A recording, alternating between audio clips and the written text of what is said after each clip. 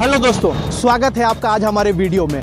आज हम बात करने वाले हैं जीएसटी काउंसिल द्वारा 55th मीटिंग में यूज कार पे जो 18% की जीएसटी लगाई गई है उसके बारे में। लोगों में बहुत तरह की अफवाहें हैं, कंफ्यूजन है। एज अ ऑटो एक्सपर्ट आज उस कंफ्यूजन को हम दूर करने वाले हैं। सबसे पहले मैं बता दूं आपको कि ये जो यूज कार पे जीएसटी है 18% का, ये सभी गाड़ियों के लिए एप्लीकेबल है। जी हाँ, या तो वो ईवी है, पेट्रोल है, डीजल है, सीएनजी है, सारी गाड़ियों पे एप्लीकेबल है। अब हम बात करेंगे कि ये जीएसटी लगना किसको है। तो दोस्तों, अगर आप एक पर्सनल गाड़ी के मालिक हैं, यानी एक व्हीकल ओनर हैं, आपके पास एक गाड़ी, दो गाड़ी, तीन गाड़ी या चार गाड़ियां भी हैं, यानी आप एक व्हीकल ओनर हैं, तो ये जीएसटी आपको बिल्कुल नहीं लगेगा। जी हाँ, मैं फिर से दोहरा दूं, आपके कंफ्यूजन को दूर कर दूं। अगर आप पर्सनल व्हीकल ओनर हैं, अगर गाड़ी के ओनर हैं, तो आपको ये जीएसटी नहीं लगना है। अब ये जीएसटी लगना किसको है? तो ये जीएसटी उनको लगना है जो कि जीएसटी ऑथोराइज्ड, जो व्हीकल सेल्स करते हैं, यूज कार का बिजनेस करते हैं, जो गाड़ियों की खरीद फरोख्त करते हैं और कस्टमर को वो गाड़ियां बेचते हैं। ये जीएसटी उनको लगना है, यानी कि जो भी कंपनीज हैं, डीलर्स हैं यूज कार के, उनको ये जीएसटी लगना है। सबसे पहले दो टर्म समझने की बहुत जरूरत है, एक तो मार्जिन, दूसरा डेप्रिसिएशन।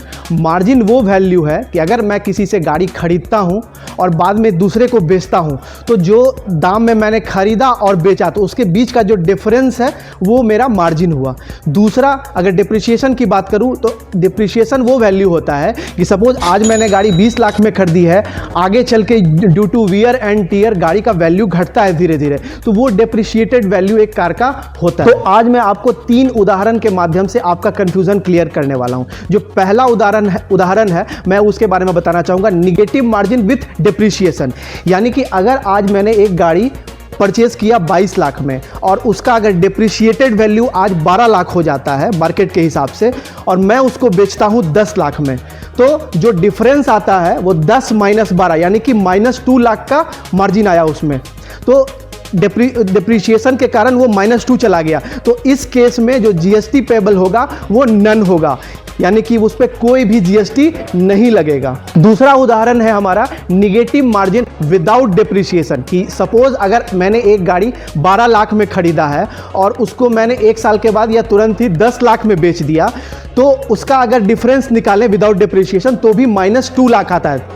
जैसे 10 माइनस 12 अगर करते हैं तो -2 लाख। तो इस केस में भी जीएसटी जो होगा वो नॉन पेएबल होगा, इस पे भी जीएसटी नहीं लगना है। जो भी मैं उदाहरण आपको बता रहा हूं, this is only for the dealers, used car vendors, जो कि गाड़ियां बेचते हैं, जीएसटी के अंदर रजिस्टर्ड हैं। तो ये तीसरा उदाहरण जो है पॉजिटिव मार्जिन के साथ में हम बात करेंगे। तो सपोज मैंने एक गाड़ी आज 20 लाख में खरीदी, कोई एक डीलर अगर 20 लाख में खरीदता है और उसको बेचता है 22 लाख में, यानी कि लगभग 2 लाख के मार्जिन के साथ वो डीलर उस गाड़ी को बेचता है, तो जो डिफरेंस अमाउंट है उसी पर जीएसटी लगना है 18%, यानी कि 2 लाख पर जीएसटी आपको 18% लगना है। तो अगर कैलकुलेट करते हैं तो 2 लाख पर जीएसटी आपको 36,000 रुपये आते हैं, तो यानी कि उस डीलर को 36,000 रुपये एज अ जीएसटी सरकार को पे करना होगा।